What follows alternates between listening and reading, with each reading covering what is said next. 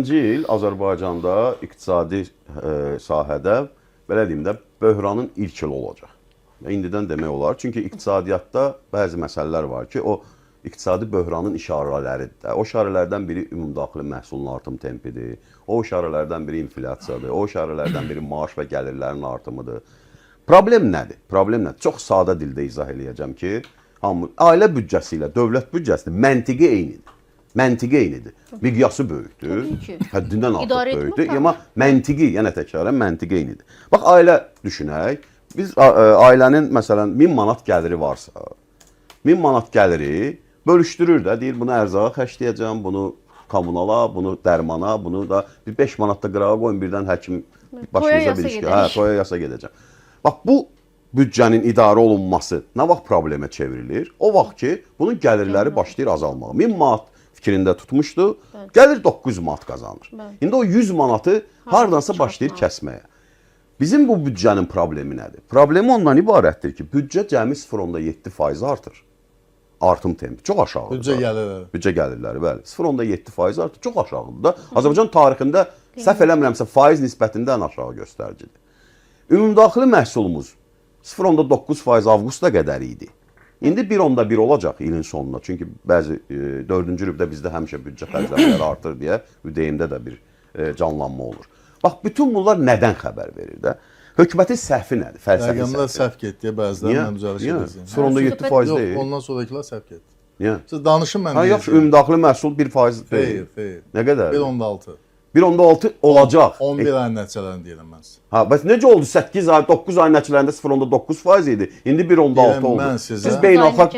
Yox. Rəsmən 2025-ci ilin 11 ayın nəticələrinə görə Azərbaycanda ümumi daxili məhsul 1,6%, qeyri-neft qaz sektorunda 3,2%. Ümumiyyətlə, çəkməyin onun adını. Çəkməyin, o doğru deyil. O iqtisadi elminə təhqirdir. İqtisadiyyat ümumi götürülür də. Nə fərqi var? Bu qeyri-neft sektorudur, neft sektoru. Çox önəmlidir. Heç bir önəmi yoxdur. Siyasətimizin əsası o ki, bizdə istəyirik ki, neftin asılılığı azalır. Ay müəllim, makroiqtisadiyyatda onun heç bir dəxli yoxdur. Var da, böyük dəxli var. Mən sizə deyirəm, makroiqtisadiyyata baxanda, ölkənin gəlirlərinə, xərclərinə, büdcəsinə baxanda heç bir dəxli yoxdur ki, pul hardan gəlir, İndi sizə xoşunuz gəlmir ki, mən deyəndə ki, 1,6% iqtisadi artım, sizə maraqlı gəlir ki, mən sizə deyəndə 3,2%, hətta yeni gəlmişkən gələn bu illər, daha doğrusu gələndə 2026-cı ildə Azərbaycanda qeyri-neft qaz sektorunda artım 5% proqnozlaşdırılır. Müəllim, nə olsun? Necə nə olsun? Mən sizə bax, iqtisadçı olaraq və sizə sübut eləyirəm ki, bunun heç bir dəxli yoxdur. Dəxli böyükdür. Nəyə? Bu yaxşı, bunun təsiri hansı sahələrə olacaq? Bu deyir ki, yəni iqtisadi artım orada olanda iş yerləri olacaq, nə bilim maaşlar artacaq. Onu demək istəyir. Yəni neftdən, qazdan asılı. Müəllim, biz niyə dəxli yoxdur? Əsas istiqamətiniz odur ki, bizi neft rəqəm xoş deyən Elman müəllim. Bu niyə dəxli yoxdur, mən sizə deyim. Uzun illərdir struktur olaraq iş yerlərində nisbət dəyişmir.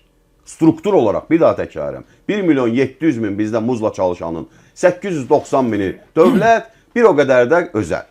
Biraz 5.000 artıq olur, 10.000 askıya olur, amma struktur dəyişmir. Ona görə də qeyri-neft sektorunda... O izah eləsin, sonra mən kontur cavablarım. Qeyri-neft sektorunda artımın olması təbii ki, sevindiricidir. Təbii ki, biz də istəyirik. Amma onun makro səviyyədə də, yəni iqtisadiyyatın, dövlətin iqtisadiyyatının makro səviyyəsində təsirləri çox azdır. Bunu qoyduq qırağa. İndi hökumətin səhvi nədir? Hökumət görür ki, gəlirlər azalır. Bunun da obyektiv səbəbləri var. Neftin hasilatı düşür, indi neft qiymətləri ilə bağlı problemlər ola bilər, gələnir. Bunun kompensasiya etməyin yollarını vergilərin artırılması, cərimələrin artırılması, liqotların bəzi güzəştlərin ləğvi, məsələn, avtomobil gətirilməsi ilə bağlı. Bu ümumilikdə bunların tutduğu yol odur ki, biz büdcə problemlərini gəlirlərin artırılması yolu ilə bu yolla əldə eləyək. Səhv olanı nədir? Hətta sizin o dediyiniz 1,6%-də götürsək, bu artım deyil də. 2%-ə qədər artım sayılmır. Bu inflyasiyanın yaratdığı dalğalardır. Yəni 11 ay dedim ha yeri. Bildim də indi ilin sonunda o bir aya nə olacaq ki, göydən pul yağmayacaq ki, 1,6 olacaq, 1,7 maksimum. Yəni söhbət ondan gedir ki, problem nədir? İndi bax, xərcləmələr, insanın vergisi, bayaq ailə misalını ona görə çəkdim. İnsanın gəliri azalırsa, xərcləməsi də azalır. Xərcləmə azaldıqca iqtisadiyyatın çarxları daha az dönməyə başlayır. İqtisadiyyat daha çox daralır. İqtisadiyyat daha çox daralanda müəllimin hökuməti də panikaya düşüb yenidən vergiləri və cərimələri artırmaq istəyir. Bax bu belə tərs döngü. Bəli, tərs döngü artıq təqribən 3-4 ildir davam edir. Və bu yanlışdır. Yolun özü yanlışdır.